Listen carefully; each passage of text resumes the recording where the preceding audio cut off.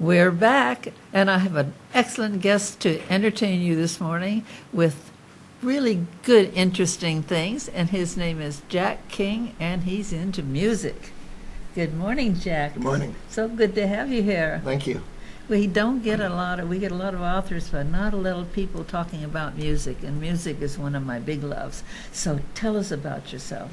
All right, well, I'm from Reedley, California. Oh. Moved away about 25 years ago and ended up in Los Angeles, where I ended up living practically in a studio. I worked in Piper Studio as an assistant to Alan Kaufman, who at the time was the Western region's top engineer for music, producing stuff from Poison to Bullet Boys to Thin Lizzy and a lot of other bands that I got to be involved with as an assistant production tech. I learned all the things that I know about working with 2-inch tape and audio production from him. And then I formed a band and we went on tour and went national, hit 3 different continents with our band. And from there I came back and started moving through the LA circuit again and getting involved with recording again. And over a period of time I ended up going back to school. I went out to Missouri to Mizzou to go to school for audio engineering, and I was so far ahead that I zipped through all my classes and I aced everything pretty much, and came back to California. My mom lives here, my family lives here in the Fresno area, so I wanted to get back here. My mom is 83 years old and she's got leukemia, and she goes out dancing. She, is very active, and I thought, it's time for me to come back and help support my mom and take care of her. So in the meantime, I thought, well, while I'm here, I'm going to build a studio. Why and not? I'm going to do something that nobody else has done. Oh. With the studios that are around Fresno, there's not a lot of opportunity for musicians to have a large space to work on stage routine or their backline, their full production, getting everything they need to put together and act for stage. And so I said, well, this is what we need. So I built a very large room. It's 800 square feet, has the drum riser, has everything a band would need for lighting, everything, for being able to create a production rather than just a set of music. Wow. What we've learned over the years as musicians, when we've been on tour, is that if we stand on stage and we play our music after about the 3rd song, people get disinterested. There's no production value, there's no eye candy. So I got involved with more on helping with the production side. Oh, I love that. That's great. They need that, really need that. So tell me, how did you start thinking about music? Were you interested in music as a child or what? Oh, well, when I was very young, we had a spinet piano. Uh-huh. And I didn't obviously know anything about music or really instruments or anything at this time. I'm probably 5 or 6 years old, but I would get up on the spinet and I would find notes and how they paired and things, and my family was very impressed at just the idea that I could find these different pairings of notes. And so eventually my mom started me in guitar lessons, and that was around, I guess that was at the end of elementary and going into junior high. Uh-huh. And I ditched my guitar lessons to go rattlesnaking up on Reedley Hill. But I eventually returned back to it, and then I got into playing drums.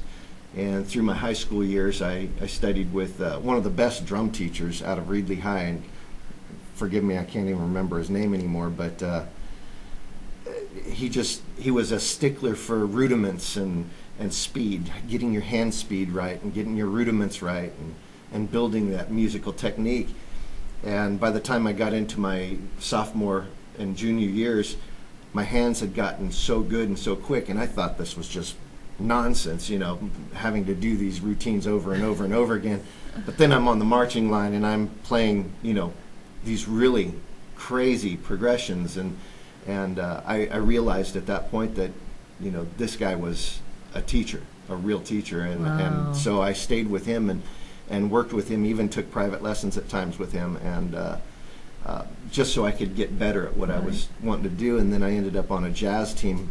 In my senior year, we had moved to LA, and I got on a jazz band through the high school, and we won state championships with our jazz band. Wow. And we did like modern day rock tunes, and that we had converted over to more of jazz, traditional jazz stylings. Yeah.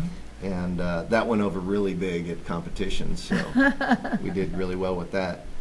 Then I broke away from the drums again later and went back to guitar and picked up the bass, took piano lessons. I've pretty much rounded myself out playing a lot of different instruments. And so with all of these talents, what made you decide to help other musicians? I guess it's my age.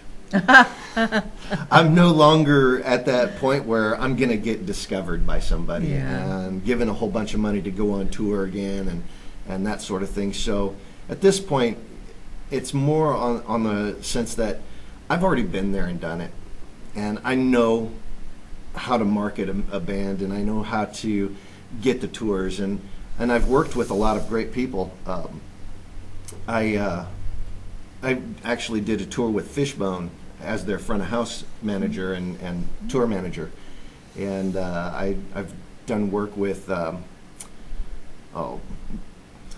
Crosby, Stills and Nash. I was the stage manager, or actually the front of house manager for the Santa Barbara Bowl, and I worked the Crosby, Stills and Nash stage for them, and I did the Journey stage for them with Arneal at the front of fronting the band. I've worked with a lot of really, interesting and fantastic groups. I've worked with Robin Trower and just a plethora of people. So You mentioned before that you take photographs too. yeah, we do at the studio. We do band photography. We do videography. We do music videos, that sort of thing. But it's not like we do any of the multi-track recording. Mm-hmm. While we do have the equipment to do recording, we're only doing it like a 2-track live demo recording. And people would be surprised at what can happen through a 2-track live if it's mic'd right, if the instruments are handled correctly, if the signal's brought in correctly. A 2-track live could sound just like a production piece out of a studio, if not better sometimes. Wow. Because you get the essence of Yeah. the musicians playing together and working together, which creates energy in the music. Whereas when you're tracking one individual instrument at a time, sometimes you lose that energy with the music. So a 2-track live could end up actually sounding better than a multi-track in studio. However, we are partnered with a multi-track studio, Time Studios, which is over on Shaw in Fresno. We work with them quite often. If people ask us for multi-tracking, we usually say, we're partnered with Time. Go over and see them, and they'll take care of you in the multi-track while we it do all looks the like rehearsals. good. It looks like you're all really set up now to go. Tell us about how bands can learn about you. What's the name of your company? Well, we are Candy Apple Studios. We're having our grand opening event this Sunday. Oh. So this Sunday from noon until the music stops, we've got 5 incredible bands coming out to play. We'll have face painters, local artists. Harleys are going to be brought out just to line up custom bikes that our neighbor at one of his shops, he has a Harley shop where they rebuild engines and do custom work on Harleys. Talked to him about it. He said, I'll bring out a bunch of bikes. We'll put them out for you. Guy that does classic cars, rebuilds classic cars and restores them. He's bringing out some cars for the event. We'll have this lady here in town who makes candy apples. Are bringing out candy apples for the event. We'll have tacos from Durango's Tacos, and it's just going to be a mini festival of sorts. It sounds but great. it's our grand opening party. And before I let you go, I want you to give everybody the address or whatever information you want to give them, so that this event sounds fantastic. Yeah, it's going to be a good time. It's going to be a really good time. Our address is 3055 North Sunnyside. We're in Suite 107, but you can't miss us. It's a huge parking lot. We don't use signage because we are a studio. So the event will be there, 3055 North Sunnyside. Our web address is candyapplestudios.com. And if you need anything else, get our Facebook page or anything else, you can get it right off of our website. That is fantastic. You want to give the website? Yeah, it's candyapplestudios.com. .com. Yep. Good.